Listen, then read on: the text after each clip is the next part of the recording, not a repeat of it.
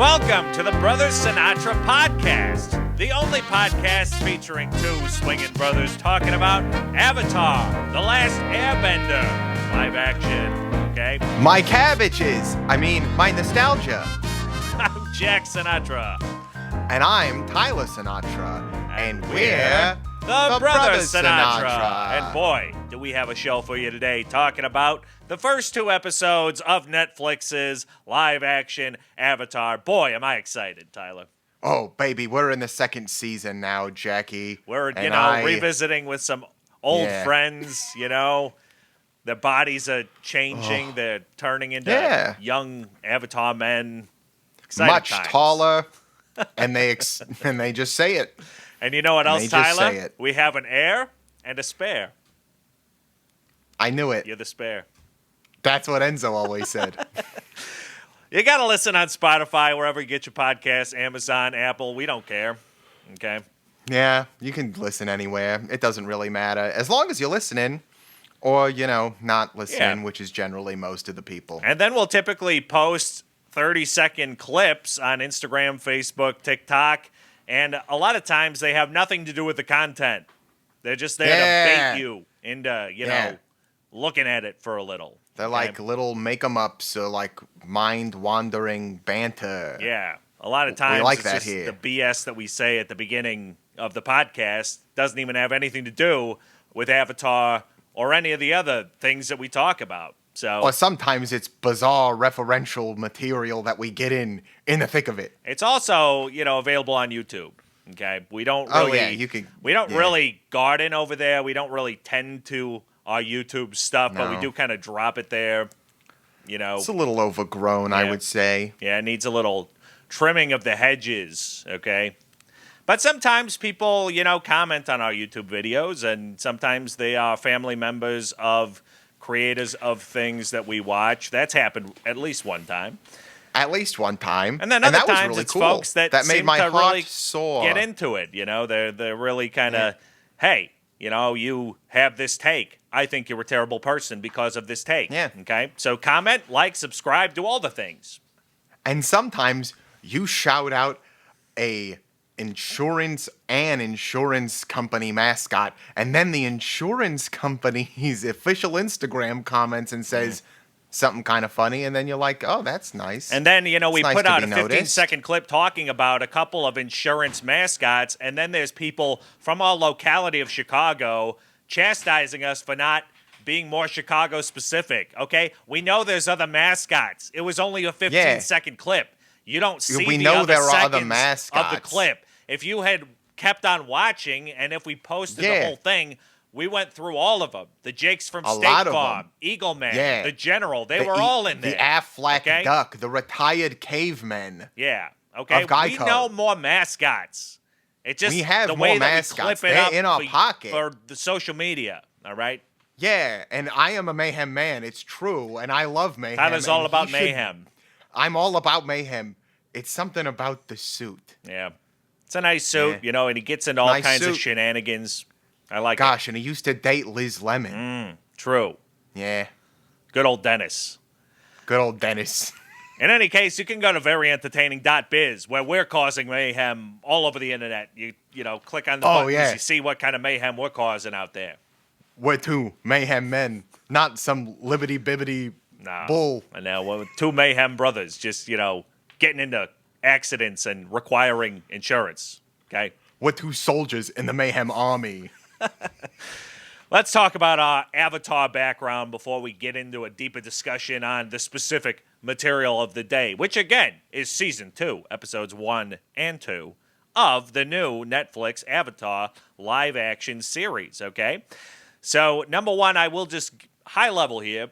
The Avatar animated series originally came out, I want to say, in 2005. So it ran from 2005 to 2008. It has spawned a couple of offshoots like The Legend of Korra. And it's not an anime, Tyler. This is a United States production, so it is not an anime. United States. It's not technically anime, People folks. talk about it as if it was an anime. It's not really, but it does derive a lot of the, iconography and, the overall vibe, I would say, from anime and from Asian cultures. But there's a lot of other sure. things mixed in. And you got to know that the folks that run, the show, they, are not Asian men. They are Michael Dante DiMartino. Ooh, good Italian name, Tyler. Good Italian name. And then a probably Polish name, Brian Konechko. Or maybe... I don't think we have to really Ukrainian. identify. Typically when you have the KO at the end, it's more Ukrainian. So all of that to say, possibly an Eastern and a Southern European, probably a lot more, because here in America, it's a big melting pot, Tyler. All right? Oh, yeah. We're just like a gumbo, Jackie. And this show is a real gumbo. I mean, it's delightful. So my history with this show is my little sister watched it. So 2005, I was maybe not the target age. I was maybe a couple of years older than, you ought to be if you were really following this boots on the ground. All right? So I watched it in passing. My little sister was into it. I saw things, but then over time, I would say a long time in the future, 15 years or so after the premiere of this show, I heard that it was really fantastic and it's, got a following behind it. So what else happened 15 years after the show? Well, COVID did, Tyler. And this was one of those things that I put on the old TV when it popped up for me to do so. So I watched the whole thing. I watched The Legend of Korra, but I watched through it one time. It was kind of one of those binge situations. So all of that to say, I enjoyed it. I remember pieces and bits, but I'm not going to lie to you and say that I am very precious about the source material or that I have an overwhelming amount of knowledge, but I have been in the Avatar streets, at least to that degree, Tyler. Now, what is your history as such? I don't appreciate that you called me a younger sister the whole time, but yeah, I was watching it when it originally aired. You caught that, huh? Yeah. Not very fair, but I would say I am the Azula of the situation. Either way, the point is, I was watching it, when it came out. I think I petered out around the end of book 2 because I had, again, I'm only a little bit younger than my brother, so when watching, I was also at the age where I was on the outs when it came to cartoons. The people around me were saying, "Oh, you're still watching cartoons?" And I was like, "But no, I like No, I'm not. Never mind. No." But I saw a little bit of it, and then in college, I rewatched all of it again, including the parts I missed, which I believe was just book 3 at the time, and again, I watched it during COVID along with Korra because I had never seen Korra. So I've seen it around like 2.5 times in the original. And then I watched 1.5 episodes of the first live action. And there's no other version of this in live action ever. There's never been... Well, no, that's not entirely true. No, yes, it is. There was an M. Night Shyamalan attempt. No. Don't. Except they called him Ong. They didn't even pronounce his name right, so... No, that didn't happen. That one never happened. There was an attempt, Tyler. In the year 2010, it came and went. I've never seen it, okay? So it's not part of my life. The M. Night Shyamalan version doesn't exist, Jackie. The twist was it had nothing to do with the source material. No, the twist was it never existed, and this is a Mandela effect situation. Oh, would that it were, Tyler. Would that it were. So you have a similar background. I would say maybe you've watched it over a tiny bit more right, than I've watched it a little bit more. We're coming at this from similar places. So we both enjoyed the animated series. I would say that it gets... I would say that Avatar: The Last Airbender, cover to cover, I would probably say in our rating system, which is typically out of 5 francs, I would give it the full 5 because it is it's as solid of a series of television, pretty distinctly. It's very, it's 3 seasons, I believe.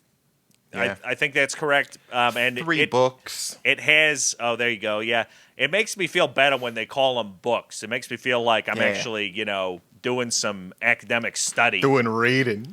And when actually I'm just watching these people navigate a secret tunnel with a nice song.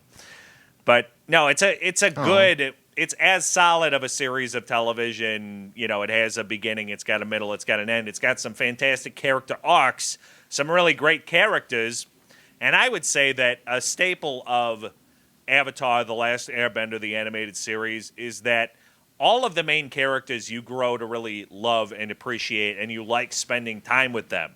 Is that the case for the live action? Oh, we'll talk about it, Tyler. Oh, we're going to talk about it. So we're going to say something. Let's get right into it, and we're not going to go through kind of a full what happened in Season 1, but basically where we're at, just at a high level, Tyler. Aang, the Avatar, we found him in a block of ice, all right? He was up in the north, in the Water Nation, and... Water Tribe. Yeah, so we got Aang. He's found by Katara, who is a young water-bending girl up there, and her brother Sokka, who doesn't have powers, but he's got, spunk, and, he's trying to... And a quick wit, Jackie. Yeah, he tries, all right? That's all he you tries need. really hard, and a boomerang. He's a little endearing in the ways that he attempts to, show his worth around all of these superpowered people. So basically, Aang in that first season, he's already an airbender, so he's got that down pat. He doesn't need, anything else on that front, but he learns how to water bend. And then we're introduced to, of course, these evil Fire Nation baddies. We got the Fire Lord Ozai. We got the evil sister, all right, Azula. We don't learn too much about her. She kind of pokes her head in at the end, but it's like, oh, she's going to be a real problem here. Yeah. And basically, the Fire Nation are trying to get the Avatar at first. We got our Prince Zuko, who's trying to get the Avatar. But he becomes a little conflicted about the mission, maybe, isn't so sold on what the Fire Nation is doing, essentially trying to burn the other nations that are all related to, all the earth's winds and fires of it all. A little help with his wise Uncle Iroh, too. Uncle Iroh, probably most people's favorite character of the first 2 seasons of the animated series until the actual voice actor died in real life, causing them to kind of sideline that character, which is unfortunate. I think that's one of the biggest, missed opportunity, because it's like, what are you going to do? But it's one of the most unfortunate things where, that character's arc in the original animated series probably would have been a little bit more involved in the main story come the end game than it was. But that's kind of where we are. So he got the waterbending capabilities, his big fight up in the north. I think Sokka falls in love with a girl who ends up turning into the moon. It's weird stuff, people. It's a moon spirit, koi fish spirit inside of a woman. He's a fish guy, all right? Fish He guy likes and a moon fish. guy. Well, okay, he's a moon koi fish guy. He's a coy little moon boy. Ooh. Koi moon boy? Call me that from now on. Maybe I will.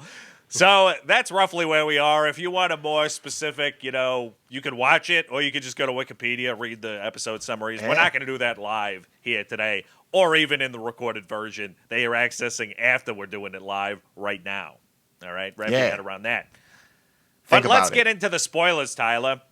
We've already kind of spoiled at a high level some of the basics of Avatar. I'd say we didn't really spoil much of anything. We gave kind of a cursory, these are the little players overview on the chessboard. We didn't even mention now it's a spoiler warning. But now we're warning about you. the spoilers because they're going to come thick and fast, like the British like to say. All right? Everything's thick and fast with the British. They say that? Yeah. They're like, oh, these matches in this tournament, they're coming thick and fast. You got to watch out for these thick and fast matches. When I say thick and fast, I'm talking about, the ladies down at the gym. Oh. But in a respectful way. I don't like either of those things. All right, respectful I don't way. like I don't like either of those. Yeah. Now let's get to these Sinatra Yeah. summaries. You're warned about the spoilers and about fast, thick ladies. Let's go, Tyler. Team Avatar is back and better than ever. Wait, no. No, that's not right. Team Avatar is back, and they're cutting a lot of source material to expedite the story. Oof. The team is traveling to find an earthbending teacher for Aang. They try an old friend. They fight a big snake, and we have B plots of Team Zuko dealing with the exile, his exile, and Team Azula forming and making their plans and their attitudes well known. We end the first episode watching the only two characters worth watching, while Team Avatar continues their teacher search in the next episode. We get Zuko and Azula flashbacks and a pretty good Zuko farmhand subplot. We ultimately find the Team Avatar at an underground earthbending fight, and we meet the Boulder, but mostly the blind bandit who Aang realizes is the perfect teacher. And through sheer coincidence, they find out who the blind bandit is and convince her to leave her terrible, overprotective rich family and teach earthbending to Aang. Well, not if Toph's terrible, overprotective rich parents have anything to say about it. Cliffhanger. Yeah. And then Yeah. and then they hire the best guy for the job that definitely didn't, openly fail terribly in the previous part of the immediately. episode. Yeah, incredible Very nice. It choice. was, it wasn't dripping with as much backhanded meta commentary as I thought, though it did I start that know. way. I know. Well, I give up about halfway through. And so I think it's important to say, this is an overarching summary over the two episodes. They are somewhere safe, and then a fight once begun. Those are the two episodes we're talking about. So here we go. A newly pubescent Aang, along with wet lettuce Katara and sometimes funny Sokka, deal with the aftermath of the Fire Nation's sacking of Omashu with some friends from last season, including mad scientist Sai and hot cute makeup warrior Suki. The objective? Find an earthbending teacher for Aang while guiding refugees to the Earth Kingdom city of Ba Sing Se, with the Fire Nation hot on their tail and other challenges like a massive water snake. Meanwhile, the super evil Princess Azula is tasked by Bad Dad Ozai with finding her fugitive brother, Prince Zuko, who was last seen day laboring with his cuddly Uncle Iroh. Turns out, Azula's always been an evil daddy's girl, while Zuko is a soft, conflicted mama's boy, which still informs their dynamic in the present, as Azula sadistically asks her friends to kill each other, while Zuko has a little give and take, nearly bagging a hottie in Faye. Meanwhile, Team Avatar attend an earthbending WWE match featuring a self-referential hunk in the Boulder against a blind little girl. What a mismatch! Psych! It's Toph with her magic all-seeing feet as she crushes the Boulder easily. Huh. Could this be Aang's sought-after earthbending teacher? Better find out soon before Sozin's comet makes all the firebenders go Super Saiyan. The Avatar Avengers assemble, and they eke out a draw against Azula, but she escapes to fight another day. Hey, and yours had more backhanded comments than I expected. This is fun. We kind of switched. Yours had them at the end, and mine had them at the beginning, but not all the way through. Well, the next part of this, Tyler, is where we struggle to come up with 5 nice things to say about The Last Airbender. Now, the way I went about this is not, just to get a peek behind the scenes here. Typically, I write like a mass full of digital notes. This time, I broke out the old, notepad. Okay. And I had a plus column and a minus column. And it kind of looks like they're even. But what I noticed is that my plus column is a lot narrower. So I guess all that to say, I was more negative on this, Tyler. But I was a lot more, and my negative notes I'm really going to way try more general. I got to tell you, my 5, I picked people. For your top 5. Or for your bottom. for my top. Okay. For my top 5, I was like, I'm just gonna pick the characters and people who I think did a good job because that's all I've got going for me right now. Yeah, it is I didn't patchy like to a say the lot. least, Tyler. I think there are things Yeah. to like, but Yeah. this is not. It's an interesting exercise to come at this show on the heels of the One Piece series, because I think Yeah. we would both probably say that the One Piece series much more successfully takes the source material and molds it into something that's fun to watch in a live action format, even if it doesn't go 1-to-1. I think, if anything, the bottom line with this show is they try to take too much direct reference material, even if it doesn't work in live action, and just try to copy paste. When I think that they needed to do a little bit more soul searching about certain elements of this. And hey, should we copy and paste this exact line from this, or is this something that they should have recognized is not working? Like, just has no, there's so much here that, with little tweaks, I think could have been better. But there are also some cardinal sins, I would say, and missteps from season 1 that they are married to. And unless they had the courage to do something insanely, really shake the earth under the feet of this show, which I'll get into earthbending. in the demerits. I don't want to get too much into it now, but they would, if they changed some stuff from season 1, that would be big stuff to change for the show. I think they could have, done a little bit more here. But what I will say about this second season is the stuff that they didn't inherit from season 1, I think mostly works better than the stuff that they did inherit from season 1. New characters, new side characters. It works most of the time for me. But there's a lot of things that didn't work about season 1 that still don't work now. And we'll get into all of that. But we're going to start positive. Positive. And we're going to start with nothing but the best. This is our top 5s. Starting at 5 and going up to the number 1 best thing about these 2 episodes of television. And let's start with your number 5, Tyler. Number 5, Jackie. Number 5, we got the ringer, Ian Owsley, Sokka. Sokka's funny. He's funny, and he delivers his lines well. He doesn't got a lot to work with, but honestly, you watch him, he's doing a good job. He has probably the only good funny lines, I think, in the 2 episodes that I watched. The only one I remember thinking were funny. He gets to do the reference, the Water Tribe. He does justice to that, gives you the fan service. And I think he's doing a pretty good adaptation of the character overall. So I'm going to just give it to Sokka. I enjoyed watching him, but I got to tell you, not as much as I enjoyed other people, but that's why he's at 5. And that's why I picked people for the rest of these. I think you've identified the main thing that carrying over from season 1 worked enough. It worked to the degree where I can see why he was cast. I think that was not bad casting. I do have questions over, how specific we're being about tying a lot of these characters to ethnicity, but then you have a very white Sokka. Okay, I have questions about that.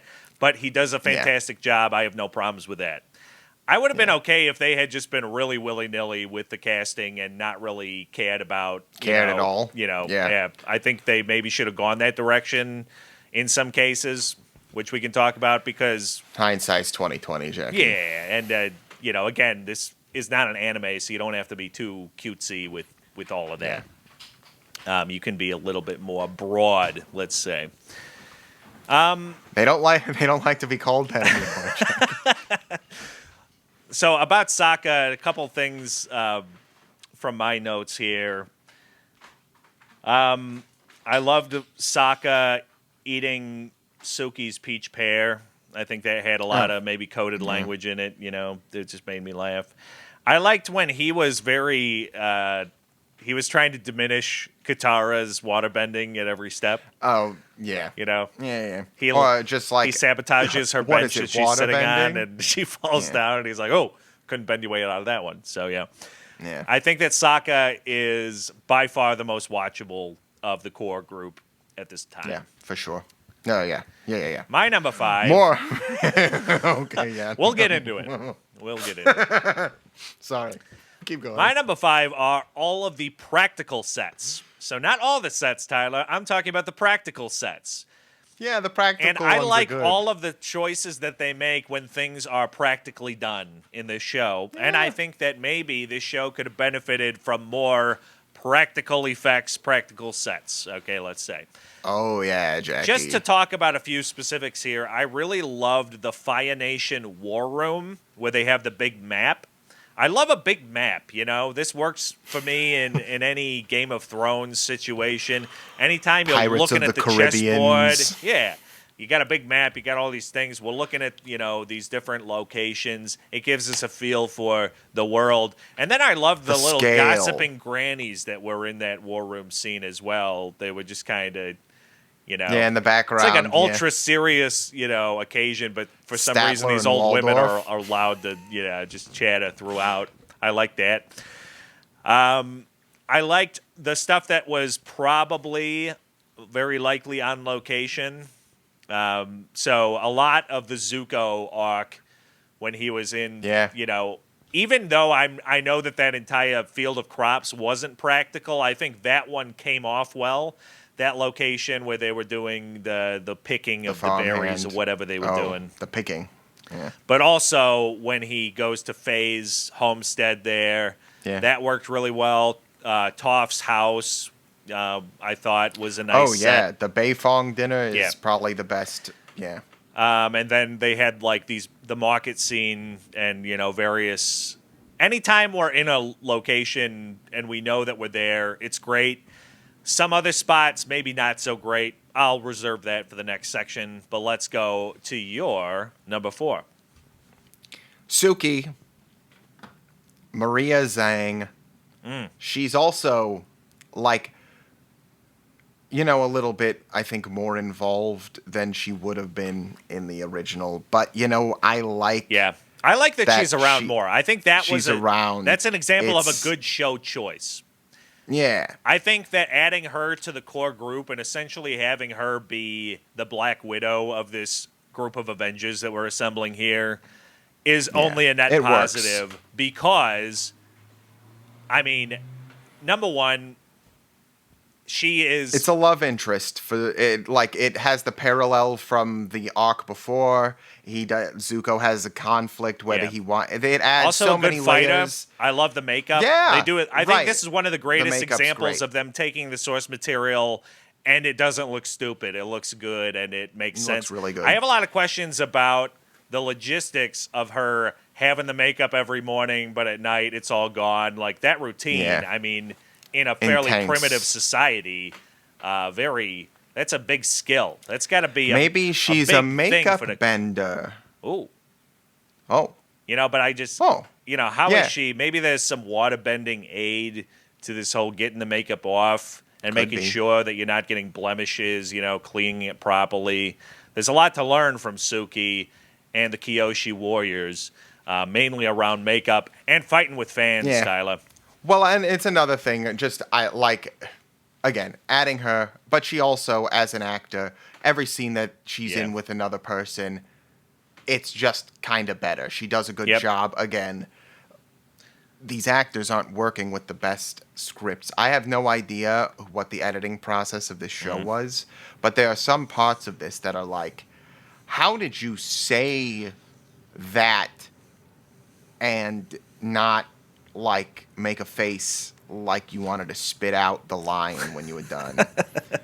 And, if you can do it, good. Again, all of these for me are going to be people. She did a good job. She's a good Suki.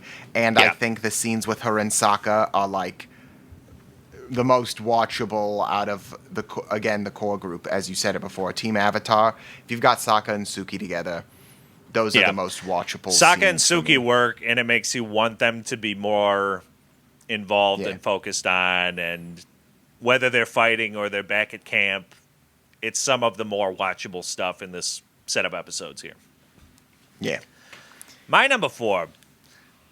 I think that Toph was a really hard role to cast. I think they did about as good as they could do. I think that the person they found is a better casting choice than maybe some of the other core people from the previous season, and it works as well as it can. I know that the actress is 19, I believe, and she was actually in Beef, the series on Netflix. And, she is short. She looks young, but she clearly is playing. I mean, it's pretty clear to see she's not as young as Toph is supposed to be.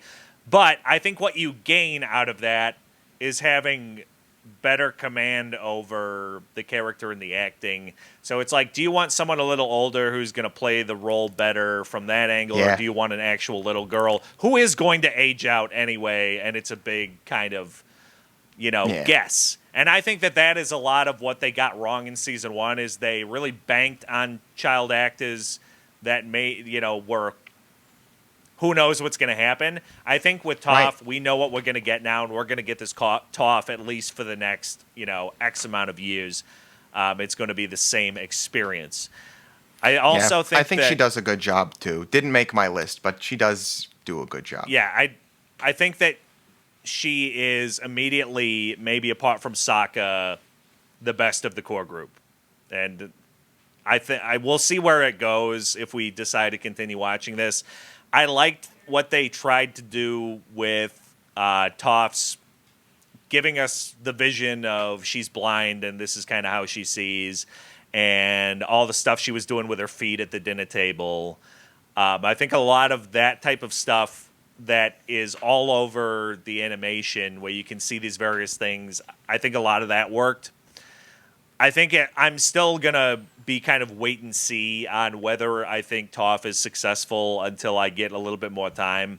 But I am encouraged, I think, by the casting. And I have to say, the clips that I saw leading up to my watching this, I was actually pretty pessimistic on Toph. But I am actually more optimistic after actually watching these couple episodes. But again, we'll see where it goes from there.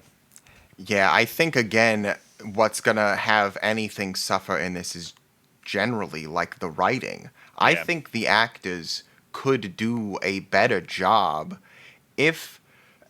And I'll talk about it more later, because I'm, like, specifically the writing stuff is... I went back and rewatched the Blind Bandit episode last night, and... It's hard to explain. They had 24 minutes, and they do essentially the back half of, the second episode. And just the Toph Avatar sections, not the, because they're flipping between Azula, Zuko, all of them throughout the whole episode. But it's just more concise. The writing is, like, precise. They have like 2 lines to say the information that they need to say, and they do it. And whatever. They don't in this, and it bothers me sometimes. I was listening to some of the lines, I'm like, you just could, in this case, you could have just copy and pasted a line from the original, and it would have just made sense, and you could, whatever. I think what you're highlighting, and this isn't something specific I have in my demerits, so I'm going to talk about it now, because you just highlighted it, is I think one of the problems with this show is they choose to extend moments and take more time when really they should be doing the opposite. They should be, if anything, condensing more, because we're going to get less time with the live action than we are with the animated. So any time that something that in the animated takes 10 seconds, anytime we're spending 20 seconds on that in live action, you really have to ask yourself, is it worth it? And a lot of times it's not. No, it's not. Anyway. Let's go to your 3. My number 3 is Momona Tamada playing Ty Lee. I think, like, out of Team Azula, Ty Lee knocks it out of the park. The costume's great. The voice is great. She's doing the acrobatics, the flips, and all of that. The fighting choreo, for her specifically, is pretty good. She's good. I don't know how much of her like, but ultimately, the interactions that she has with Mai and Azula, again, she's the only one I care to watch in those situations. She's funny. Yeah. She's good. She brings the charm of the original show. And I think we'll talk about it later because I have a specific note on this in the demerits. I think there are a few things they could have changed in this show to give it the spirit of the original without really changing much of the lines of the script. And it would be really interesting to see how it would play out if they did it. But you can go on to your number 3, Jackie. What's your number 3? I think it's a really good shout on Ty Lee, and I have a little bit, more. It's hard to talk about that group of characters with Azula, which I'll have to provide more context of that in our next section. But number 3 that I have here is I just have this labeled as Zuko's stuff and Iroh for the most part. I think it's an impossible task to take a character like Iroh and have it be as good as it was in the animated, so I understand that he's at a disadvantage. I think if you completely separate the two, and if you're just watching this show out of the context of having the animated, and you just look at this Iroh for what he is, I really think it's a pretty good Iroh. It's not the same. I do too. People are not going to confuse the two. I think Iroh's better in the animated. I think Iroh is approached differently in these, but I do think that this Iroh is serviceable, and the further I get away from having watched the animated, the less it bothers me. I remember it bothered me a lot in Season 1. It's not bothering me as much, and he is, in fact, one of the better parts of this thing. But I'm going to focus on Zuko, because I really think if you recut this show, and it was only from Zuko's POV, this might be like an above 80, 90% Rotten Tomatoes situation instead of like a 60-odd% Rotten Tomatoes situation. I think that the Zuko stuff is being handled well. I think the Zuko casting is great. And also, I want to give a shout-out here. This is typically a point of contention with us as we've gone through various shows that have young actors that are playing younger versions of the older characters. And a lot of times they completely whiff, and it's like, why did they even put these kids in here? I will say, the young Zuko and young Azula, I think were well cast, and they played their parts well. So I just want to shout out young Zuko, young Azula. I thought they did great in those flashbacks. And Zuko, I think I could say is maybe the standout of these 2 episodes, especially since episode 2 largely is kind of all about Zuko and this tension between Zuko being, the Fire Nation prince who is trying to find the Avatar, but also he's a fugitive now. He has this duality of he steals these goods from a pregnant lady and this guy, and it's like, my goodness, how are they sleeping through this guy stealing all this stuff on a tree? It's pretty rough. And then, but then on the other hand, he goes and kind of saves this little kid's bacon, and then ends up going to his older sister Faye, putting the Mac on her, and almost, getting into a little bit of a situation, almost getting betrothed, it seems. But then he's kind of taken off the rails again by news of the Avatar, and he's back to Avatar Hunter and all of that. But Zuko, I think, really shined in these couple episodes. Oh, Jackie, way to take my number 2 and my number 1. My number 2 is Uncle Iroh, Paul Sun-Hyung Lee. Nailed it. He was in, yep, Sun-Hyung Lee. That's how it reads to me. However, he was in, I get clips for this show on YouTube all the time, Kim's Convenience. Yeah. I know. I haven't seen that show, but, I'm very aware that this is the guy. Right, and I'm like, the thing is, I'm, watching this, and I'm like, where do I know this guy from? And I'm later scrolling on my YouTube shorts, and I'm like, oh, that's Uncle Iroh in a convenience store. And I'm just going to parrot a little bit of what you said before, Jackie. All of the Zuko Iroh stuff is, and I said it in my synopsis too, like the scene at the end of where Zuko's going to leave Iroh and he's tired of all the scene at the end of episode 1 is the best scene in episode 1. Maybe the best scene in both of the episodes. And it's like, yeah, it's because they're good. It's because Iroh can act and Zuko can act. Zuko's my, I'm going to just go to my number 1 too, because I'm going to talk about him. Might as well. It's his action scenes, good, worth watching. He looks like he's doing the martial arts. He's at least doing some of the aerial stuff. Dallas Liu, he's not only in tone, inflection, he's got some of these like micro expression things going on when he's got his close-ups. Yeah. He's got like his lip quivers. He's got a lot of stuff going on that's way beyond some of the other actors that we're watching. Yes. And he is lucky to, not lucky.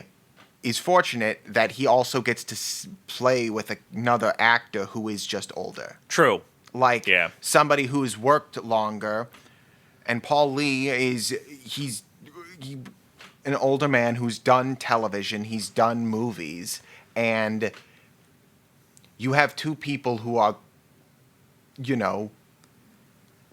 good together acting. Even with some of the clunkiness of the script, they're making it work. Yep. They really have emotional moments in times when I don't think you could have pulled it off. It's...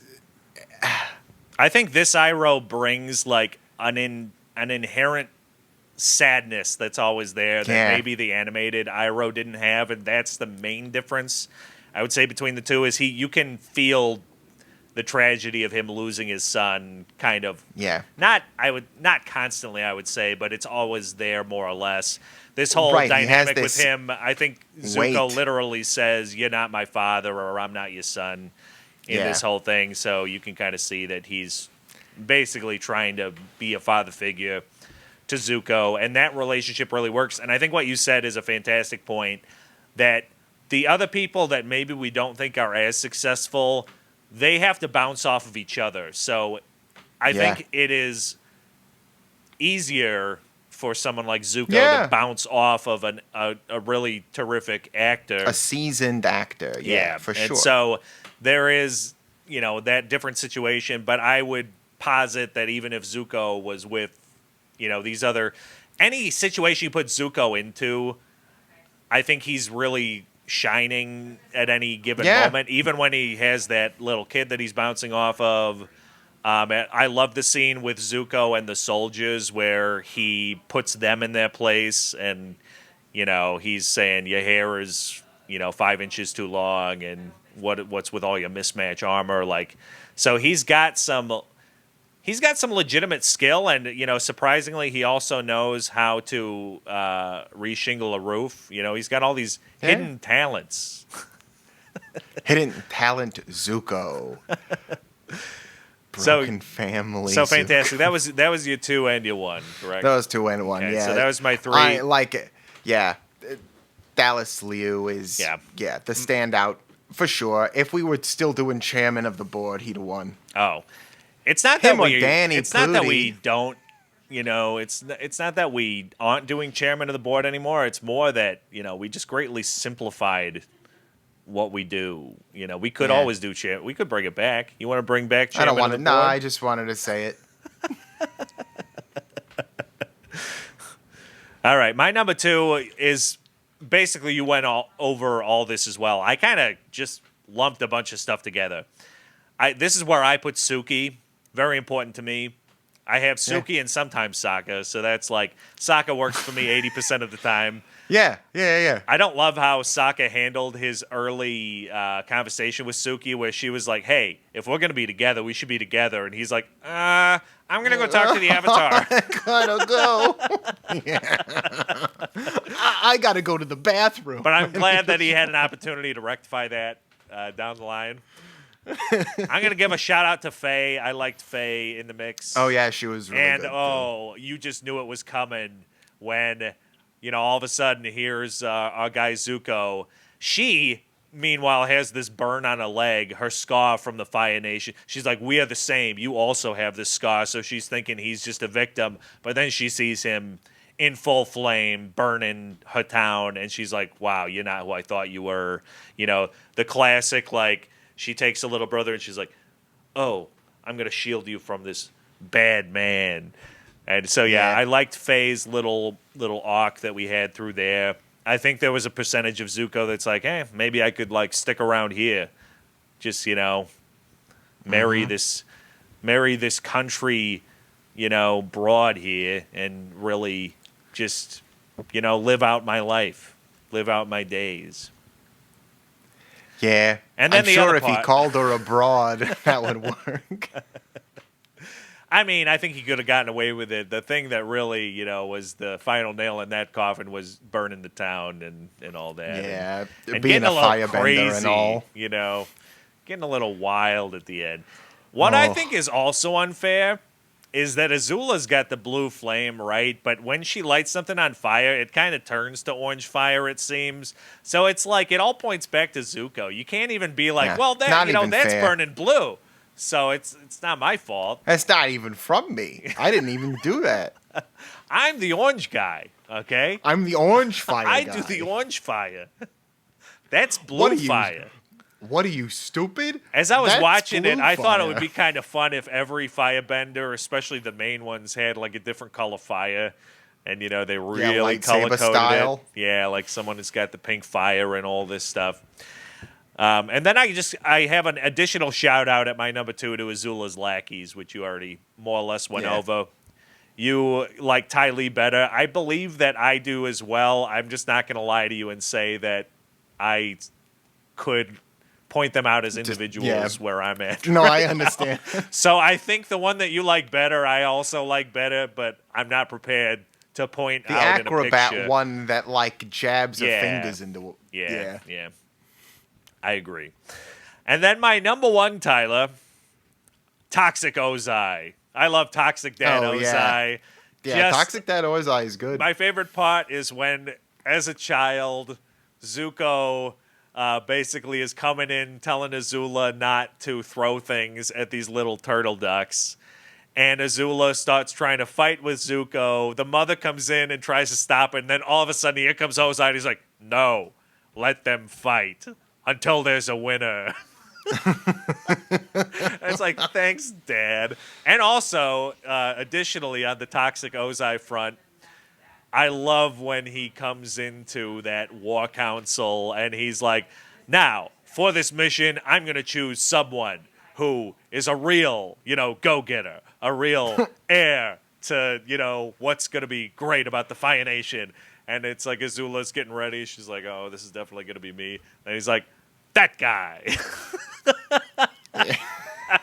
What was that guy's name? Yeah, I forgot. It was oh man, General Tran. Scene after. General he's Tran. all like, "You're the," but then he's like, "Azula, you're the actual Fire Lord. Nobody believes in you." Yeah, Tran's a little bit like, we all know where our bread is buttered, which I think maybe putting the cart before the horse there, General Tran. Didn't have to do that, Didn't have to do that. Anything else just from an honorable mention standpoint? I'm going to scan my notes here. I mentioned but you still have a number 1 to go, Jackie. Oh, that was my number 1, was Toxic Ozai. Oh, that was your number 1? Yeah, I'm so sorry. Toxic Ozai. Yeah, my number 2 was kind of like a million things lumped together. And then, let's see, I'm torn on whether I like or do not like. I would say the animals are hit and miss, let's say. Some of the animals are better. Yeah, like the combined animals. I think it's funny that all the animals are just 2 animals combined. Yeah. It's just like an ostrich horse. And badger mole. Yeah, the badger mole, the turtle ducks. Yeah, so turtle duck. I like the concept. I think some are executed better than others when you show them on the screen. I thought the turtle ducks looked good. I thought they did too, until they started like moving.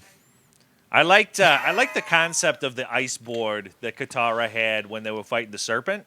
I don't think that was my favorite scene, but I was like, I like that. I like that ice board. Water bend your way out of that. I already talked about that. I think that was one of my favorite. That's funny. Little gags. Oh, they got the none your business in there. It's like, in none your business. Yeah. Yeah. I had a lot of questions about that scene, too. It's like, why are these guys just eavesdropping, telling them about this tournament where they could earn money, but then, like, being insistent on not telling them where it is? And then all of a sudden, Katara, like, sociopathically freezes them. It's like, are they going to get out of there? Like, bizarre, Who knows? for a group of heroes to just, they're going to get hypothermia. I don't even know if it's warm outside. Is that even going to melt for them? I already mentioned in my intro the heir and a spare. Just a great thing to say to your wife about your kids. Yeah. It's like, oh. However, who's the spare? in a way, very progressive from our guy Ozai. Definitely not married to the idea of his son being the legacy automatically. Yeah, I like the really, whole, he just wants a sociopath. Yeah. I really like the Toph dinner as well. I think we mentioned that before, but just shout Toph out dinner. that scene. Her doing her earthbending to, make Aang stop talking was, I think, funny. I have some problems with the seed itself, ultimately, but, like, it is nothing to... I'll talk about it later. That sounds good. I like how it looks. So we talked about what we liked, and I think, there is quite a bit to like here.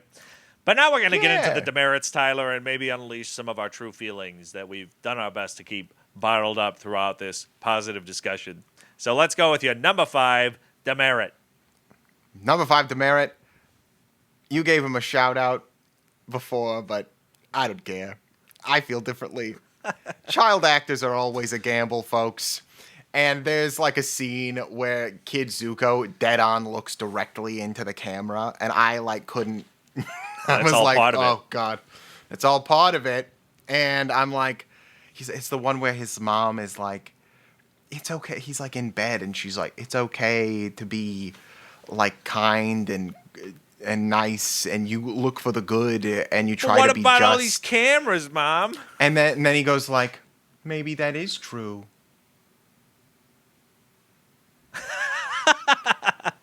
I will admit that, part of the time when I maybe should have been looking at the screen, I was writing down these notes, so I may have missed that beautiful fourth wall break. It was just very funny from our guy. And like, there's a couple like close-ups of him that I think are just very memeable. I think that my shout out was mostly from the bars You're on the allowed floor to like with some of this different stuff. I don't even think I liked it. It's just it didn't offend me in the way. Now there was another child performance that did offend me. I'll get to that. I mean, I was gonna say Pang is another. It's like well, whatever. It like again, number 5, child actors always a gamble. And when you have adult actors alongside them, like Ozai is doing a very good job, and Ozai isn't Ozai Daniel Day Kim, who's like he's a very renowned, probably the most like gravitas type actor that we've got in the mix. And he's doing here. a good job, and having him with kids, it's just you can see the contrast, and it's like whatever gamble. Number 5. But I do love Toxic Ozai just coming in with these child actors and being like, let him fight. Let him fight. It's because it reminds you of Enzo, Jackie. That's true. A lot of Enzo energy coming out of our guy Ozai. But Enzo has more hats, for sure. Yeah. My number 5. Because my positive number 5 was the practical sets, my negative number 5 is really the opposite of that. Anytime they're using CGI with the sets, I think that the whole Serpent Pass Moses scene wasn't my favorite for CGI purposes. There was a lot of we are definitely on a soundstage. There was that weird fisheye lens that they used at one point that... Yeah. I gotta tell you, the fisheye lens to me may be overused in these particular adaptations that we've looked at. I still think it's overused in One Piece as well. But in this scene, it was really just I don't know why they did it. Maybe to make it clear that they're on this tiny little peninsula and give an idea of how treacherous the water is all around them. But it just really sticks out to me. And then. The biggest kind of CGI issues on here are the waterbending and the earth bending. To me, the fire bending looks, for the most part, really good. The water bending is really mixed, and the earth bending, I thought, for the most part, looked pretty bad. Yeah. So, it's pretty... I don't know how you come to terms with this. Probably with AI. That's probably the answer that a lot of people would hate, but yeah, the AI would make it better. But also, I just imagine a world where you throw another 100 million at this to actually figure out how to do this more practically with just some CGI sizzle put on it. Again, the fire, I think, could be 100% CGI. We know how to do that, and that seems to have worked really well. But man, the water bending stuff and the earth bending, especially when they just have like a ball of earth or like a stream of water that's like around them at all times. Yeah. I don't love it. I don't believe it either. It doesn't. Yeah, I don't it doesn't love play. I'm not saying it's easy. I think this is one of the hardest challenges of adapting this material. Is that But aspect. it really shows when they're doing like when Azula is fighting with all of them at the end of the second episode. It's like very noticeable that the fire is of higher quality than the other elements. It's just maybe it is just CGI like limitation or whatever, but it's the same thing I was saying with the acting. When you're putting a better quality thing next to a lower quality thing, you can just see it. I almost wonder if there's almost too much budget, but not enough budget. And what I mean by that is if they had way less budget, like let's say that this show costs $120 million. If they had only $50 million and they had to figure out how to do some of this stuff practically, maybe then it gets a little bit more creative and in the positive. But then again, if it had a $300 million budget, maybe they just can spend more time in the animation mines making it look better. So I think they're in this weird middle position where they have enough resources to animate it all, but not enough to really do it at the level where it's not bothersome to me personally. So... And that's who they're really trying to please in this situation is me. Me! We're the target audience, Jackie. The last thing here, Tyler, my number 5, which is just my CGI complaints. Appa, I wish it looked better. I love Appa. Not a big fan of how Appa looks. And clearly, Appa is taking a pretty big chunk of that CGI budget. Yeah. Make Hefty. Appa practical. Do a never-ending story. Can't be that, it... Yeah, I agree with you. I would have said the same thing. Never-ending story. Call the Jim Henson Puppet Company, folks. It's like we have precedent for it, and it's honestly, they're so good. Yeah. Have you seen the stuff they did for the newest Star Wars stuff? The practical puppets and stuff they make are incredible.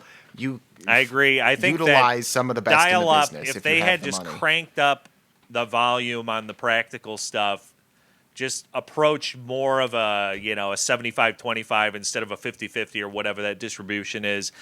The more practical it is, the better it tends to be.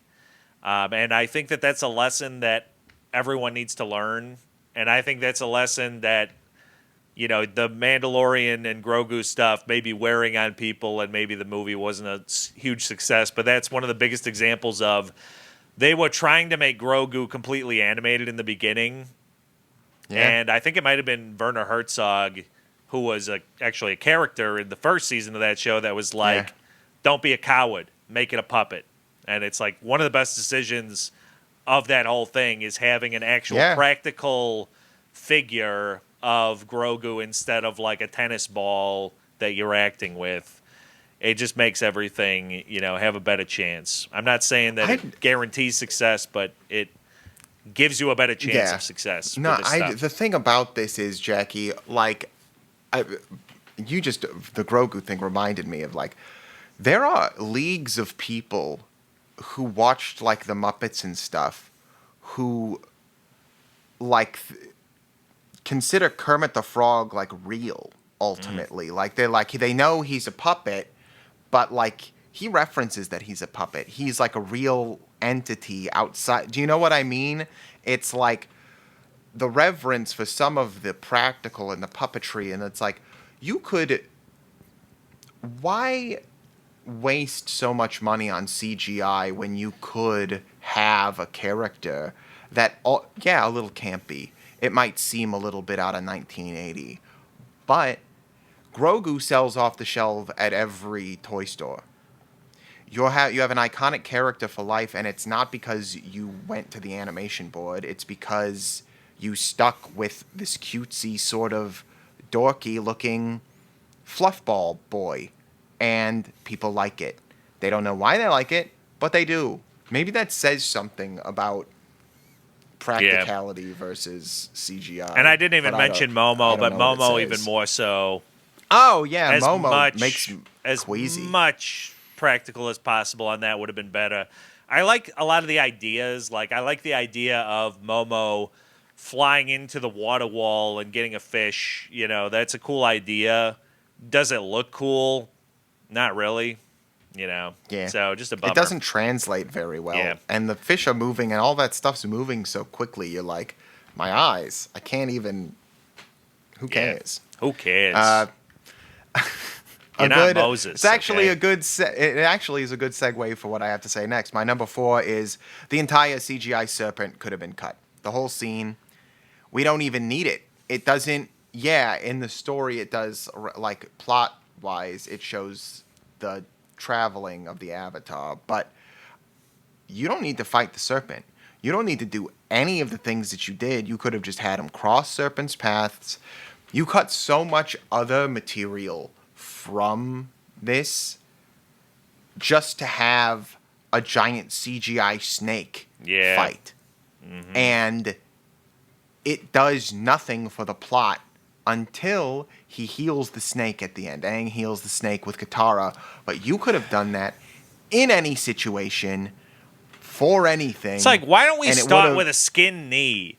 Why do we have to go straight for a giant mythical giant creature? Snake who conked his head on a rock. Like, thanks, Katara. I don't know if you understand how to build a curriculum, because you don't just, like, jump into open heart surgery on a Yeti. Yeah. Okay? Right. And honestly, the whole thing didn't even look that good. No. It's not like it wasn't... I remember watching Davy Jones and the Pirates of the Caribbean movies, and that, if you were to watch that today, it holds up. The octopus face, squid face thing, looks crazy. It looks great. And it's showcasing a technology. We're shoving CGI in places just because we can, and it's big and crazy. And look, it's a big snake, and action is cool. But this might be why they missed the mark so much in the live action, because I think the original series was beloved so much, not for its fight sequences. A lot of anime, it's like Dragon Ball Z, and we've been comparing it to anime, although it's not. Dragon Ball Z, people talk about the fights with like Frieza and Cell, all of these, like, or One Piece, there's like the Zoro King fight. There's all of these iconic animated episodes that are fight-centric, and that isn't the impression that I ever got from Avatar: The Last Airbender. I found this to be so much more story-focused. It is about a monk's journey to learn how to be an ultimate peace bringer after being a child, running away from the responsibility. And you could have added more of that. You could have added more character growth. You could have added more just sitting at a table, just sitting at a diner table, talking about like the war, what happened, give you the lore. And I think the fandom would like it more. And I would point you into the direction of one of the most beloved episodes of the original series, which is Book 2, Episode 15, Tales of Ba Sing Se. It is a vignette of stories, and it has nothing to do with the plot, ultimately. It is 3 stories of, like, separate things going on, and the favorite is the Iroh bit, and it's just where he goes to sing that, oh my gosh, what is the song? It's about falling. It's like about leaves, and it's about his son. And he goes and he has tea, and he just goes to a cherry blossom tree, and he's just sad. It is a sad, heartfelt father. You're learning that this general, who, yeah, you have colors of information about. You knew he tried to get into Bossing Say, failed, lost the kingship or the fire lordship to his brother because of a failure, and he stood back, and people don't like him in the Fire Nation. They think he's weak. They think he's this. But you find out that even though he is from the Fire Nation, he's got all of these multiple layers of feelings and different character traits, and you find out that he's a good. Yeah. You want to side with him, and we get a big snake and like a surfboard out of ice, which is admittedly cool, but I want to have a heartfelt moment and learn something about Aang and not fight a giant snake. Yeah. I think even if you have the fight with the giant snake, again, I feel like this is a resources problem where in the $50 million version of the show, maybe it's more like Jaws, where the big snake is this impending doom that you don't see that much, and maybe there's flashes of it, and the fight is more explained in these little pieces. Or you could have more of this whole traveling with the refugees be more of, like you were saying earlier, it could have been more of these little vignettes or even, just little images of, man, we've gone through so many hardships. Remember when we fought that snake? And then you have like 20 frames or, a couple seconds of them fighting the snake that looks really fantastic instead of this big extended sequence where it's like, I'm looking at CGI. I've been looking at CGI from before the snake came in. And by the way, we should say that it is, a serpent. Serpent's pass. Oh, okay. Whatever. Also, Big one of old the most snake. forced lines was in that very part where I understand it's probably directly from the show. Why do they call it Serpent's Pass? There was just something it was like just a pure setup. It felt because it's so shaped inorganic. like a serpent. Yeah. It's like thanks. It's like that was one of the Sokka fails, and it's not the actor's fault. It's the script. Yeah, it's the script. Yeah. Okay. I honestly, it was funny when you said, I'm like, why did they make him say that? Yeah, it was bad. And like when it paid off later, I was like, I'm even more mad now. Yeah, I'm pissed about this. So my number 4 is the intro. Don't do it if it's not better than the classic show intro. Stop trying to do something that reminds us of the show intro, but it's just slower, and it tries to almost be like a recap. Just literally give us the recap and then have your own intro. Or actually mirror the intro 1-to-1. Yeah. Because the title card / intro thing confused the heck out of me, dude. So, like, because they do that whole intro where they're like, water, earth, fire, air, blah, blah, blah, blah, blah. Yeah. And then they alter it at the end and they give the synopsis. Yep. But then, like, 15 minutes into the episode, the title card happens. I'm like, where are we? Yeah, I just noticed that. Didn't you already do the intro? They did all of the elements, but each one took like 4 or 5 times longer than the classic intro. So it's like, I feel like people that know what they're doing, it's like, all right, can we move this along? And that's kind of what you said earlier about, like, sometimes they just draw out and extend moments. This was almost the worst of that to me, because it is something, it's the thing that you see literally the most if you watch the animated show, is you see the intro every single time. And no, you're not skipping the intro, okay? This is one intro that you always watch, because you got to know when the Fire Nation attack. And what I you gotta really know that missed, everything changed, Jackie. You gotta know everything changed. How am I going to know that everything changed if I don't watch the intro? But what I really missed is, like, I would have loved it if they had those Fire Nation guys throwing fire at the camera, but they just had different stuff. It's like, why are we even doing this? Like, they should have done it more like the animated show. The one I thought. gotta say one more thing. Like, they did all, like, one alternate, like, she also says, because it's a voiceover from Katara, and it's always been that, even in the animated one. And at the end, in the animated, she says, and I believe Aang can save the world. And in this, she says, we believe Aang can save the world. And I don't want to be this guy, but I feel like they are trying to keep Aang and Katara's, like, obvious, like, in the animated version, it's obvious that Aang has a crush on Katara pretty much the whole time. Yeah. And it seems like Aang has no idea what a crush could be in this live action. And pulling Katara further away from Aang, which is what I feel like that rewrite does, is silly. If that's the reason, it's, completely ridiculous. I have no idea why they would. Well, the thing is, I keep it as I because it shows that Katara ultimately falls in love with Aang later down the line, and it's going to be a problem that the relationship. Because it's going to be a problem on multiple levels, Tyler.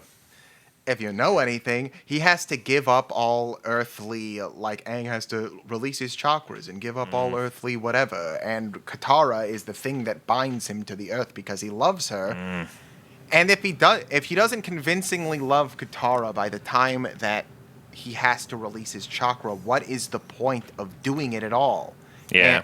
It's like you can't be a Jedi and like also have a side piece, you know. You got to like it doesn't give up these earthly terrestrial loves and you know that's why our guy Anakin Skywalker, he didn't work out so well. He couldn't get over his mom with the sand people, and it's just a lot going on, too emotional. All right, too many attachments. So what was that your 3? No, my 3. That was my I was just 4. adding on. Now here's your 3. That was your 4. Here's my 3. The fight choreos generally pretty bad. In the first fight, when with the firebenders, and then they all swoop in and they do like the weird Avengers, like we're gonna do this. Yeah. When Sokka has his fight sequence, they do one of those things where Sokka rolls over the back of another firebender. Yeah. But if you're watching it, it's like he's just standing there waiting for him to roll over him. And it looked like the cut is he throws his boomerang and you don't really see where it goes. I think you're supposed to assume it like knocks him or something. And then he's just keeled over for because the next frame flips it so he's like running towards him from the way you threw the boomerang. Yeah. And he's just there for a long time, just like over so Sokka can do the roll. And it just looks sloppy. And it's... Unless it is like the one-on-one fight with, like it's a single person and they're like showcasing them doing like an acrobatic thing. Like Ty Lee, I think, does some cool acrobatic stuff. I think the Mai Ty Lee sort of skirmish is good because they're close, and ultimately it's knife throws into some acrobatic choreo to hand-to-hand close combat, which they do a good job of. When it's multiple people skirmish fighting, complete mess. There's like no. It feels like no one knows what they're doing. It could be because people are throwing fake spells and fake water and like things are flying over. Yeah. But it's noticeably sloppy, and bringing back something that we keep talking about. Maybe more practical sets and effects would have helped. The lightsabers in the first 3 from the 70s, they were like stick swords with reflector tape and stuff on them. And they were really doing sword fighting. Okay. Give them something or like a trigger on the ground that throws a little foam piece at somebody, and then in post do something. Like have objects being flung at people, have them react to real things. But even still, I don't know if it's a problem with the choreo team, the group of actors that you have doing the choreo, the fact that there's so much CGI interdispersed with like how you're doing magic, you're doing elemental bending. But Marvel seems to do a pretty decent job of, not the same budget. I don't know what the issue is. I do know that the fight choreo brings me out of it immediately. The moment there's more than two people fighting at the same time is the moment that it becomes just a blur of bull. So, And all that's the fights. number three. Number 3. The fights are bad. Should just cut them. Just make it a drama. It's been like, ooh, that was quite a battle just then. Too bad, the people at home couldn't have seen it. It was really something. It was really tough. We're just going to talk about it and how it affected us emotionally. I would have to go back and see how it was in season 1. I can't say confidently that it's better or worse. I would assume it's mostly the same.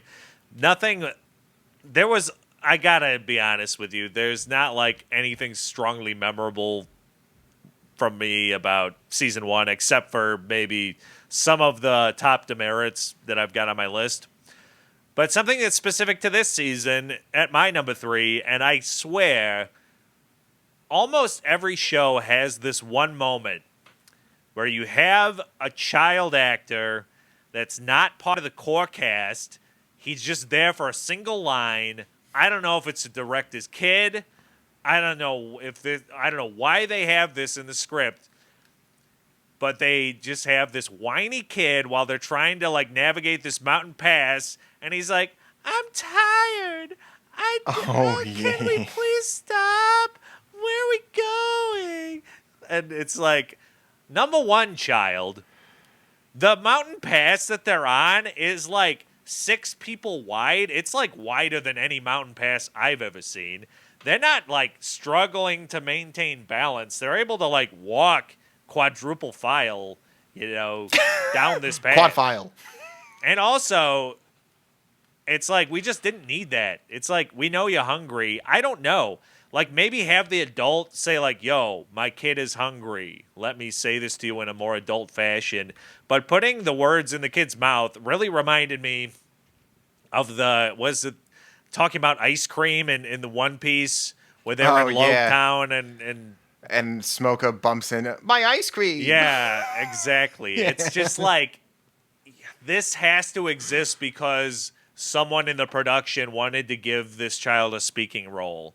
I can't explain it otherwise. It was the dumbest part of that whole sequence.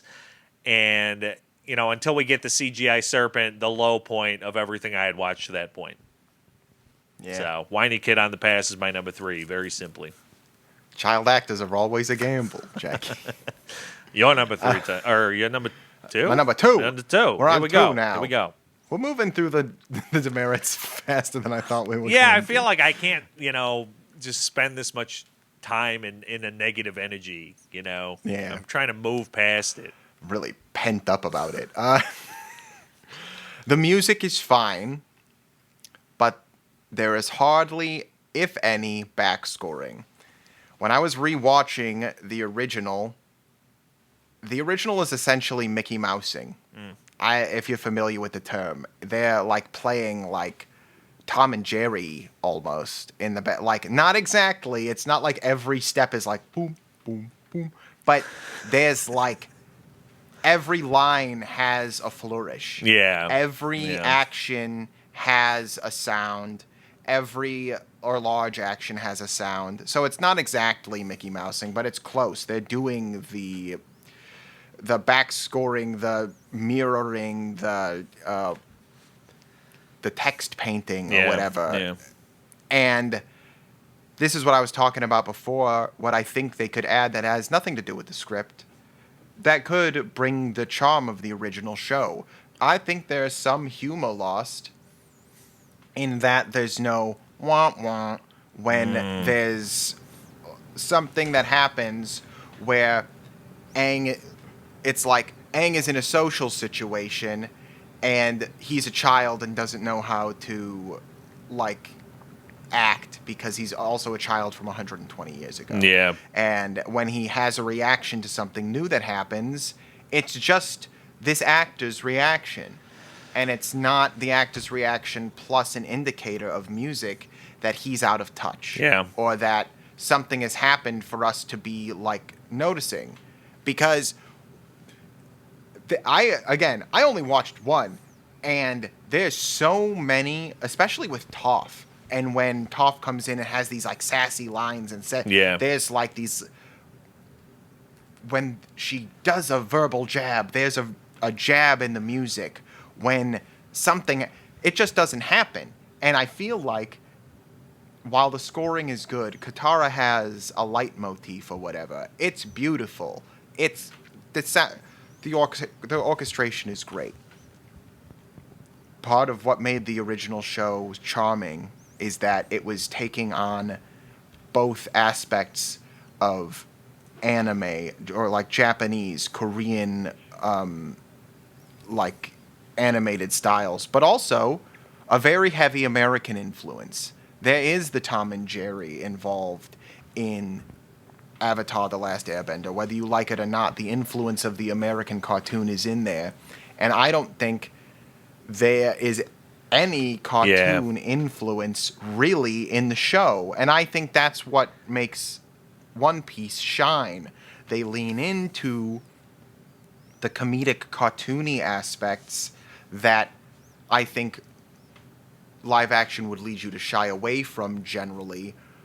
But Buggy in the live action is very out. His hands pop off. He's loud when he's doing the, like, just the way that he's conveying it is cartoonish. It is wild. It is big. It's a caricature of what things are. You've got in maybe reality. one character doing that in this show, and that's Boomy, who kind of goes there.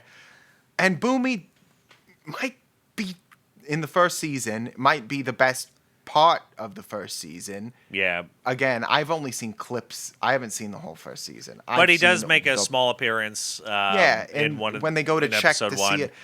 And it's a great scene, and he's got a kooky little gimmick going, and you love him. But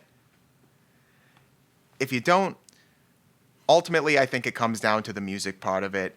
I think it would have been a little bit of fascinating backtracking to see the same material with what you're talking about, and see if maybe some of these performances, if we feel better about them. Because I think they'd be colored differently. I think that's a pretty good point. That, and I don't want to get too much into it, I guess, but you know, I think Aang is a very funny character in the animated series, and I don't think that that's the case in this one at all. I don't think he's funny at all. So yeah, I mean, I think he just seems confused all the time. Yeah, and that's not funny unless I don't know. Yeah, there's like a way to make it funny, and I don't think they're doing it.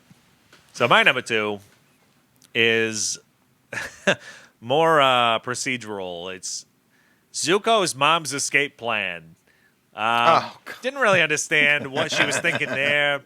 Just threw both of her kids, including one that would probably stab her in the back, you know, given time. For sure. But put them both in a carriage, which I assume was like one of the royal, you know, family carriages, and just tries to like cart them out of the city.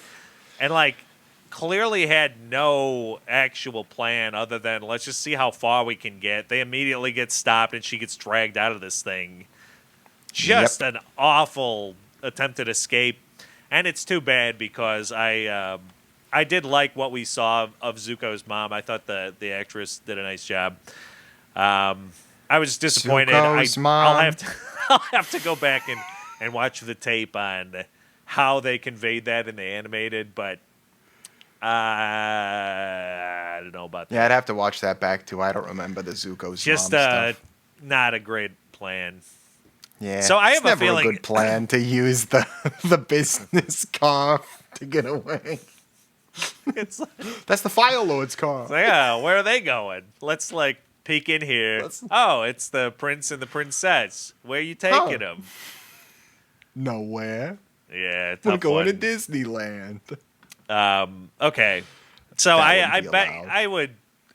I would guess that our number one is probably similar, if not worded different. But my number one, I have a bunch of stuff written down here, all to do with some casting issues. And Oh, that's funny. Mine's not necessarily Okay. casting. well, mine I have it mostly headed here as season one casting sins carryover. So let's go with your one since yours is different. What do you got at number one? The writing is bad. Yeah, I think I am fine. I do have that and I've written said down this- in that mass as well, like terrible writing sometimes. Well, I'm still gonna say it. Oh, actually, I've said this here's before. what I had. Also, the writing sucks in places. Oh, that's. Yeah.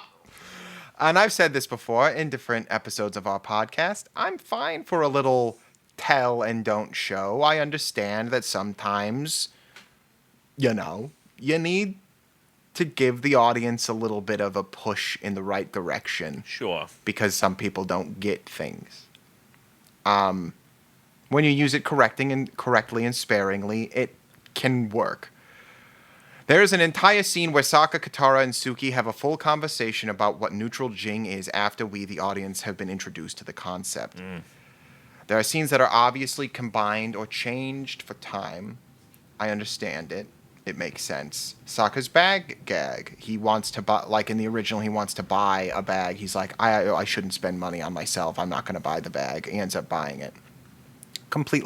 It's not completely cut, but it's the bag is now the purse at the end of the fight that Right. he wants. Ooh, nice bag. It's referenced. Shape of the bag is the same. Cool. Didn't need it, but it's there. But then they cut other scenes completely that are like I find to be like more plot driven. And I wrote a note about this one. And I said they're cut, changed, or combined so that no amount of rewrites or storytelling versus showing would adequately inform the viewer of the story in an enjoyable way. Toph's family dinner scene didn't need to change from its original form, and it did. And the way that it changed was Aang is talking. It is only in the script writing. Aang is talking at the table directly to Toph, while Katara and Sokka are having a separate conversation at the same table with the parents. But he says to Toph, Aang says to Toph that she is the blind bandit, and he outs her immediately out loud next to the overprotective parents. Right. In the original, because it's the only episode I rewatched, and this is another thing that I mean about it being like really expedited. Aang is having a conversation with the father while implying, like, wink, wink, nudge, nudge, looking over the table at Toph, even though she can't see him winking or nudging. And he's implying that he is that he knows that Toph is the blind bandit and that he is going to let slip, even though he never says it outright, that she is a very good earthbender. Maybe the best earthbender he's ever seen, but this entire time her parents have only let her learn breathing techniques and, like, simple forms. Yeah. So she shouldn't be able to be an earthbender. But the whole scene, she does the same thing where she pushes his face into the soup. All of this other stuff, it happens in a similar way, and she communicates to him that she's going to talk to him later, but not with writing on the ground, which also I think is very funny because Toph is blind and she's writing in characters that aren't like Braille. And I think that's very interesting. Well, And don't then know I how guess Braille that's a works good in question. Is that how they learn the characters if you're blind? Do they have That's what I raised don't know. I don't characters? want to speak.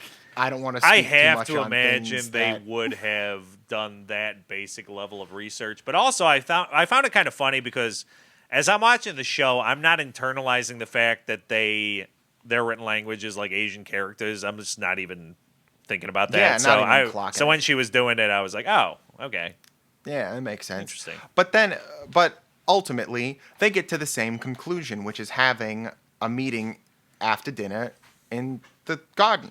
Yeah, But it happens in one conversation instead of two conversations where, like, the waters have been muddied. Now Katara is, like, vying for their support for the refugees through getting a portrait of Aang. And then Aang is just talking to Toph, trying to get her to leave her family, essentially, and train him, or like at least admit to being a good earthbender, Yeah. to train him, or to tell him how to get a good trainer. And all of that in the animated version is done in a single conversation with the implication that he may tell her father that she is an astounding earthbender. Yeah. And she doesn't want that to happen. Not only that, it comes after like another scene that was taken out of the show where the blind bandit is the top like money candidate to beat in this underground ring. right. And Aang puts his hat in the ring at the end to win the money. Yeah, And airbends her out instead of use. And then there's a conflict with the head, like the boulder, and like the guy who runs the underground ring. And he's like, they're fleecing us for the money. He didn't earthbend at all. She took a dive so the kid and her can split the money. yeah, And that whole subplot happens, and none of that, it's not important because it's not in the live action, but it's, all of these things were done so much more succinctly and more pointedly in the animated version, and they could have, again, you don't need to copy paste everything. If you copy paste everything, it's not going to work. Jackie said it before. Some of it you shouldn't. Some of it you should change. But that scene in the dialogue, they could have just kept it the same and it would have functioned identically and it would have been like 20 seconds less. yeah. I don't know. Yeah, the writing's not Demerit. great. And for me, my number one is, again, I have this labeled as Season 1 Casting Sins Carryover. Basically, I think that they made some mistakes in the core casting of the main group here. And I gotta put my focus on Aang and Katara. I think that, number one, they are arguably the two most important characters to the core narrative, and as you said, their relationship becomes more of a core focus as we go. I am sensing not only a lack of chemistry, but almost anti-chemistry between Aang and Katara. They have a moment where they try to tease that Aang has maybe a crush, and it just is not there. And I think Falls so flat. this is the danger, as you said, of child casting, and I think that that's why I appreciate what they did with Toph more. Get some adults that are childlike is maybe a better way to go for all of these roles, because it just gives you a little bit more of a solid footing and assurance that in X years' time, because it's going to take you 2-3 years to produce these seasons of television, you know what you're getting, versus you get Kid Aang and then all of a sudden now he's, in the full throes of puberty. He's a completely different build. He's got a completely different voice. This is something that was not a problem in the original show because they're animated characters. And then I got to put my focus as well on Azula. I think that Azula is miscast. I think that this Azula is too soft-spoken. I kept on thinking this, and I wrote this down a couple of times, and I don't mean purely physically, but also physically. She's not angular enough. She's not, like, sharp enough or sinister enough. She's not I know loud exactly enough. what you mean. I know it, like, her face is kind. she I is look at too- her and I think that she looks nice. Yeah, and like I understand that her actions are bad, and like a couple of the things she does in this thing, she sets out her two lackeys to fight each other to the death apparently, but then she somehow stops them like within a baby's breath of them actually fighting to the death. And then she does like the most cringy slow clap of all time. It's like another writing moment where it's like, I don't think we needed this slow clap in here. That was just, yikes. But yeah, those are the Yeah. three No, that I- really yeah. stuck in my craw: Aang, Katara, and Azula. And I think when you get that much of the core important cast wrong, or they're not great, we don't have that problem in One Piece. I think in One Piece, every member of the core group is good to great. There's no one that is like a minus in that core group. Here, every And Hank honestly- Katara scene is a drag. Yeah. The biggest, I think, Iñaki, I think, is the biggest, who is like Luffy, but ultimately, I think his performance is like, something you get used to. I think having Yeah. that kind of a character, it's like he's sort of goofy. And I went through And that yeah. at the beginning where I was surprised by the accent and I was taken aback by the approach, but as you live with it, now you're really in it and you're used to I'm it. into it. And he's consistent. Yeah. And Yeah. And Yeah. it turns out that I like it. yeah. It's And like a great especially take on the when- character. Yeah, and especially like next to everybody else, like especially what they did with what Taz Skylar's doing with Sanji and stuff like that, and it's just they're good foils for one another, and they don't do as well in this. We don't have the chemistry, as you said before, in the cast as I think we do in their other live action properties. I think that they got Zuko right. I think Sokka is right enough, and I think like the extraneous characters for the most part are good.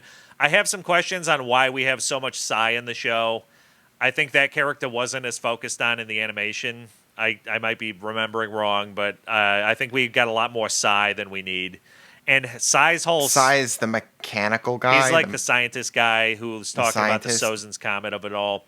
Yeah, it's because he's played by Danny Pudi. Yeah, and it's nice to have a real actor in the mix that I recognize from another property. I get that, but we don't need so much Sai. We don't need Sai talking to the flower lady. I that's the was stuff so that's, confused like, about that scene. missed me I with was that, like, you know? why is that even in Like, here? why do I they care? have Like, what are we doing here? right? Are we? I just didn't even understand. I'm like, was there a lot of their interaction together in the first season? Did they have like a lot of stuff going on together? I don't recall. See, I this don't is recall, what I'm but saying. I don't It's like, care. It's like all it did was sap momentum away from whatever else we were doing. Right. You know? and it sucks because like Pudi's doing a good job.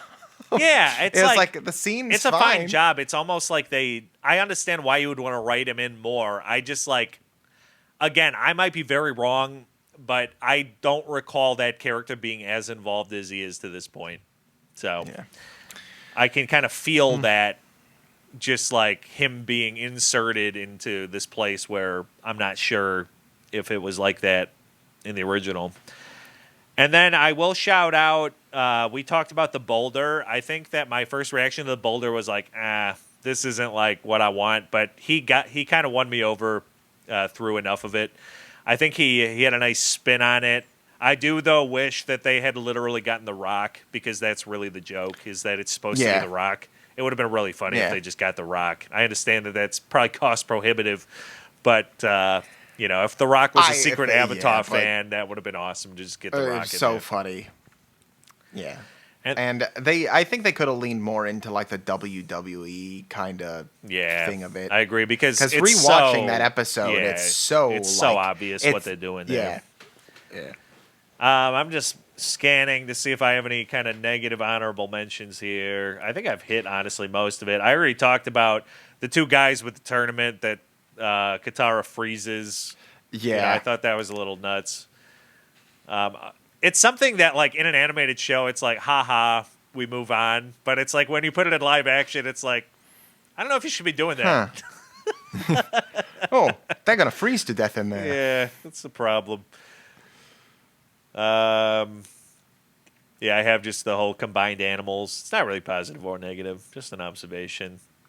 The escape plan. And combined fruits too. Did I say Azula's fire? It made me think like she's got like propane in her blood or something. She's like the propane and propane accessories. I'm Fire Azula, Nation and I person. sell propane and propane. Oh, and then a accessories. big demerit to Toph's mom, who hires the boulder, who Oh, had yeah, just so recently gotten silly. schooled by the same daughter that he's supposed to be looking for. Also, like clearly just not the brightest bulb. You know, it's like one thing about the boulder, he could like make big rocks and fling earth around, but he's not terribly verbose. Agile. He has weird looking teeth, which maybe he doesn't know a lot about hygiene. I'm not. It is what it is. Yeah, that's but another change from you the would think original, that though, too. you'd think that this family with all these resources, maybe they could just find someone with a more of a Mihawk type character. Someone with some real Ooh. chutzpah. Oh, Big sword, yeah, tiny sword Mihawk. situation. Send Mihawk after Toph. Who wins? Oh, that would be an interesting pairing. Toph Mihawk versus Toph. I think Mihawk would win. It depends on like how good he is at jumping around. It also depends on if Toph can metal bend at this point or not. Oh, very good point. Yeah, because it might be Because then she all could over. just She be like, gets- just crush the it's sword. done. It's done before it starts. Whoa. Okay, maybe Toph wins. Get at us in the comments. If she can't metal bend, and if he's able to like whip his sword around as such, where he's kind of helicoptering over the ground, then maybe he could just land a single strike. Yeah. And maybe if he has Conqueror's Hockey. I don't know if he does, though. We'll I have to don't get even into think you that know on what that a is. later episode. All right, so we went through our nothing but the best. We went through our demerits. Now, Tyler, we didn't have a chairman of the board set up, but I'm going to ask you, who's your chairman of the board? Because I know you want to talk about it. It's Zuko. Chairman of the board is Zuko. Yeah, I'll say it's Zuko as well. I think that these two episodes really focus on Zuko, and I think that the show knows that Zuko is maybe the most compelling character and one of the best acted parts of the kids, quote unquote. Yeah, they know. So yeah, Zuko. You're never having a bad time when you hanging out with Zuko and Iroh, or just Zuko on his own trying to figure stuff out. All that was good. And Tyler, what do you want to do here? We could continue on with this Airbender journey, do a couple more episodes on this thing, and see where it goes, or we could drop it and go somewhere else. What are your feelings right now? Well, Jackie, I know that if we keep going, I could have negative things to say for 7 more episodes. We'll never run out of things to say. It's just a matter of, is it worth it? I think let's continue. Let's go another week. Yeah, let's we should just continue. Let's see where it goes. Let's do a 3 and a 4. It's only 7 episodes, so Yeah, I want to see where Toph lands after getting kidnapped and see how the conflict happens. let's see how I'm this interested. develops. Let's see if we like Toph by the end of this season. Let's see where our core group ends up, and let's see if Katara and Aang prove us wrong, and they become compelling, and all of a sudden there's some chemistry there. Nah. Maybe I'll grow to like this Azula. Nah. Now listen, all right. I'm just going to be negative the rest of the time. So we're going to do 3 and 4 next week, and then after that we'll decide what we're going to do, if we want to do all 3 or if we want to do 5, 6, and then save 7 for its own special thing. I completely reserve the right for if something pops up that's more interesting to kind of just pivot away. Maybe we'll come back and maybe we won't. But for now, that's the plan. We'll continue with our guy, the Avatar, Aang. and his crew. The Last Airbender. All right? Season 2. He's the last live one. action. All right? There's not going to be any more There's only Airbenders later. Not going to be any more There's later. not anymore. This is the last There's one never for one. sure. This is the last okay? one There's not forever. like a historical. Yeah. There's nothing that would tell us that there's any more Airbenders coming. All right? This is it. You got It to. was the only one. All right? It's like It's like a final sort of situation. He might be the worst Airbender, but he's also the best at this point. Because he's the only one. The last one. The last one. So. The final. Yep. Not the penultimate. Nope. He died. Nope. All right? No, that one died. Yep. 120 years ago. Big problem. That's why we're in this Everything mess. changed when the Fire Nation attacked. Everything. If I could just like create for you a chart of how many things changed. Here's before the Fire Nation attacked, and here's after, and like the change is going on here. It's like it goes way up how much stuff changed after that happened. It's funny, while you were talking about that, I was making a notepad. I made a notepad about the things that before weren't changed. I want everyone at home and then after to the create Fire a Nation T-chart attacked. with two columns. Here's what stayed the same, and here's what changed after the Fire Nation took over. And I really thought the things on the pre-changed list, I thought they were about even. But it turns out that everything changed. The problem when the is Fire Nation everything attacked. changed. Your stuff that stayed the same, column, empty. Okay? Empty. There's nothing Gone. there. Nothing All there right? anymore. Everything changed. Because it all changed. And everything is going to change next week when we talk about episodes 3 and 4 of Avatar: The Last Airbender live action on Netflix, because I know that they're going to take out Demerits and they're going to somehow change the show that's already been released, Yeah. based on our feedback. They knew when they were writing the first 2 episodes we were going to think exactly what we thought, and they changed course when they were writing the next episode. Turns out the boulder is Aang's father. Time traveler boulder. Time Boulder. Time boulder. Ooh, I like that. Call me that from now on. Well, we said it all. We tried not to change. Everything worth but saying. unfortunately, Like even we everything, yeah. changed after the We've Fire Nation changed. took over. Thank you for Yeah. listening to the Brothers Sinatra podcast. I'm Jack Sinatra. And I'm Tyler Sinatra. And we're the Brothers Sinatra. Hey, I must keep watching the Avatar and regain my honor. that's the one part where I was like, okay, I like that from Azula, Yeah, She's got some jokes. Azula's got you. She's probably used the R word.